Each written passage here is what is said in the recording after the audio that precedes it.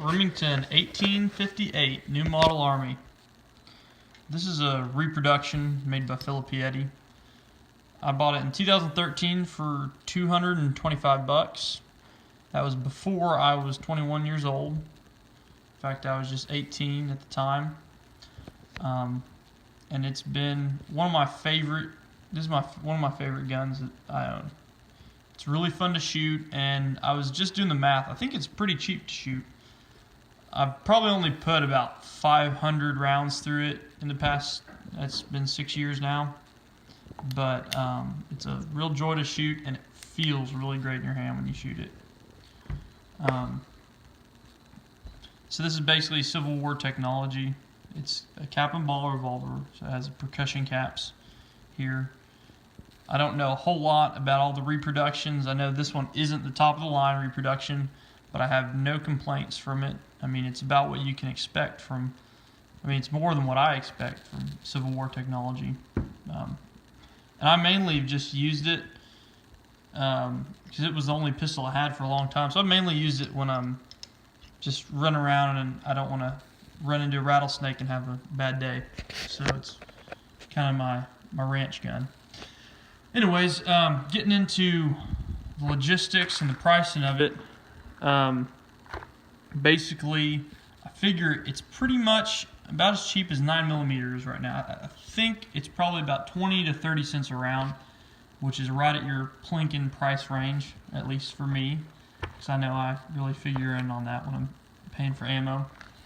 You get the lead bullets, or I guess, yeah, they're bullets, round balls, lead balls, then your powder, obviously, and the other main component is your percussion cap.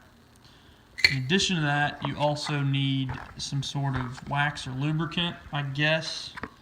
I don't always use it, but that's what these are. That's a kind of a wax, kind of lube slash keep it from chain firing. The other thing here is, well, that's just lard in a tin, an old primer tin, and I just dab that in there. So the bullets, this is $8 for 100, and primers $8 for 100, so it's 8 cents and 8 cents a shot. And then we figure, I bought this when I bought the gun for, it says 25 bucks, and I think now I bought this one this Christmas, and this was like maybe 30 bucks. I want to say it was like 28. Anyways, about 5 cents a shot. So put it all together, about 20 cents a shot, thereabouts, for shooting. Makes it pretty cheap and pretty fun.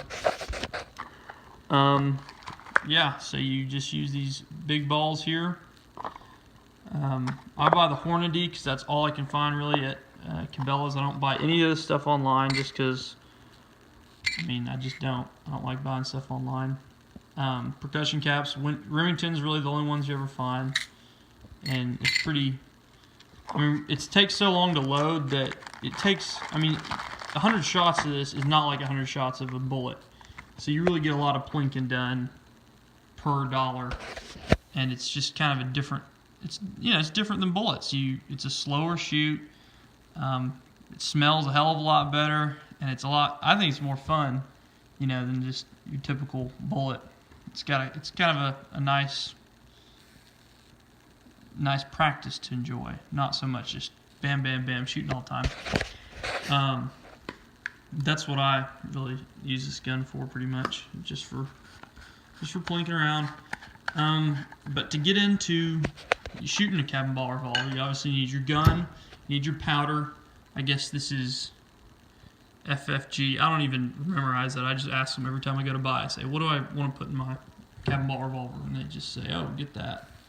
Because I've only bought 2 of these in the past 6 years, so it's not something you really have to worry about too much. This is a homemade funnel I have right here, actually. I have an old Keurig cup because I was laying around my aunt's house. And my powder measure's down here somewhere.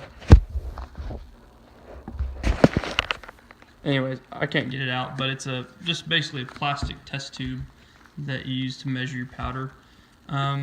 There's better ones made of metal, but right now that's what I'm working with just because I lost my good powder measure.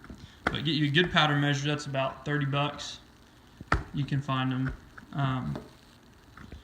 So overall, this is a cheap, fun plinking gun to get into. I'm going in on the price side because, you know, I know that's something I think about when I'm buying a gun is how expensive is this gun going to be to me in the future? Because I don't really ever plan on selling it, but I do enjoy it, and I'd say for money spent, this is the most fun for the cost, definitely. You know, it's not super practical for home defense or anything like that. Really, I just load it up when I go out to the ranch and keep it on my hip. I made this back when I was in high school too. I made a few of them. There was a guy at the gun store that was real kind and taught me some stuff, so I made him one of these. He wanted one just like the Texas Rangers had, so I made him a reproduction, but this one isn't a reproduction. It's just a holster that works.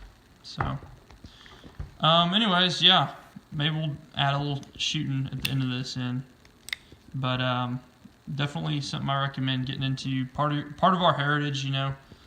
Down here in the South, I don't think they shot too many of these in the Civil War. That's probably more up in the North, but you know, kind of crazy. Our ancestors, this was basically their Glock at the time, and it's just pretty cool. Anyways, hope y'all enjoy the vid. Bye bye.